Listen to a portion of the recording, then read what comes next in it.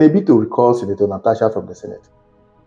Our federal constituency, Kogi Central, have gathered 250 signatures from eligible voters who want her recall back out of 480. Now, my question now is, Senator Natasha put less than 100,000 votes to make her win the Senate seat. But as we speak, those who were not there as at the time they were voting her into office are now the one calling her to come back home. What a nation. Now, the next video you are going to see is the woman to tell us the processes they have gone through so far. But from a grapevine, we understand that after calling her back, if it is successful, the former governor of Kogi State, which Yaya Bello, might be the one they want to use to replace her. How truthful is this? Is one thing most of us are still doubting. But anyway, as it unfolds, we always get it back to everybody. Yeah, out. Confidence in her because of her gross misconduct in the Senate that led us to a 6-month suspension where Kogi Central will not be represented at the National Assembly, the Senate arm. So we have come to recall her back so that we can have a representative in the Senate, because as a people, we cannot afford not to have a representative in the Senate arm for another 1 year. So we are here to tell INEC to please follow the constitutional process for our recall so that our recall process can begin. That's why we're here. Okay. So have you submitted or? We submitted our petition. It's been received. All other documents have been received. This is the acknowledgement copy of the petition. Is it the entire constituency or just a group of people? Under which platform are you representing? Okay, it is a concerned Kogi youths and women. Okay. Yes. And who is bankrolling this? Talking about bankroll is a personal business. It's a personal thing. We are members of our constituents, and we're saying we don't want her anymore because you cannot afford not to have a representative. So nobody is bankrolling. Well, we are the one that voted her, and we're saying we don't want her anymore. So nobody is bankrolling, nobody is having any personal issue with her. It is just what it is. The game is the game. Okay, when you say you come to submit petition, yes, please.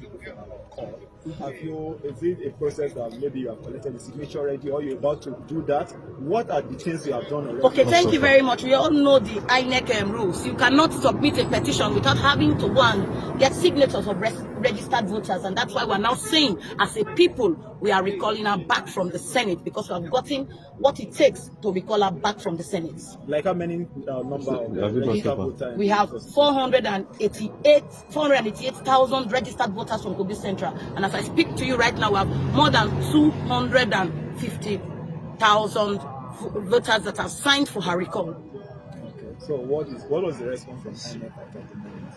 Like you know, INEC is an institutional body, and its constitution is binding them, and as such, they will have to follow due process. So they will get back to us and they will do their job. Your name, ma'am? My name is Somali Charity JC. I believe at this time, I will be left with no choice than to agree that Senator Natasha, with all due respect to you, you are not a grassroots politician. Because if there is, before it gets to this extent, you might have done one or two or put some strings that might not make this happen.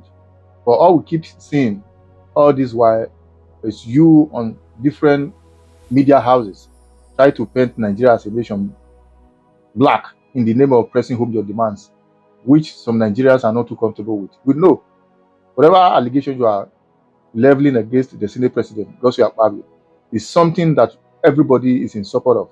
But the manner and the rate at which you are going about it is one thing most Nigerians are not too comfortable with. As it is at the moment, it's obvious that almost 50% of whatever they intend to do to have you out of office permanently is almost done. And I wish you best of luck. But if I may advise, I would say, try and come back home and make things right the way it should be, and remove pride out of whatever you tend to do. Because if you tread cautiously and somebody or group of persons are there to advise you the way it should be, I believe you would have petitioned Senate President without knowing it, and everybody would have joined hands in supporting you. But the idea of that pride, pompous, being arrogant in the Senate, talking when others are not talking, when they even ask you to, observe the Senate President to talk, you were still talking, These are some of the characters people are seeing that you are being proud. I know you once made a video saying that others have done it before. How come they didn't suspend them? And we have seen so many videos of that nature. But sometimes when you know what you intend to do, you tread with caution. So long as you already know that you have one or two outstanding with the Senate president and anything can go. And so long as that house is concerned, he's the principal officer, is the head. So you would have tread with caution that in the end, everybody will join you and begin to say, Akpabio intend to intimidate you. But this time, almost like those who intend to do so are helpless so long as this case is concerned.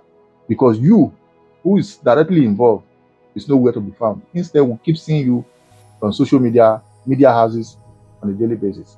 I believe you would have done more harm to Senator Akpabio by coming down to Nigeria and begin to play your grassroots politician rather than being there in other countries, forgetting that people who voted you into power need proper representation. Anyway, I wish you best of luck anyway. Share and follow the page and drop your comment in the comment section or what you think about the issue.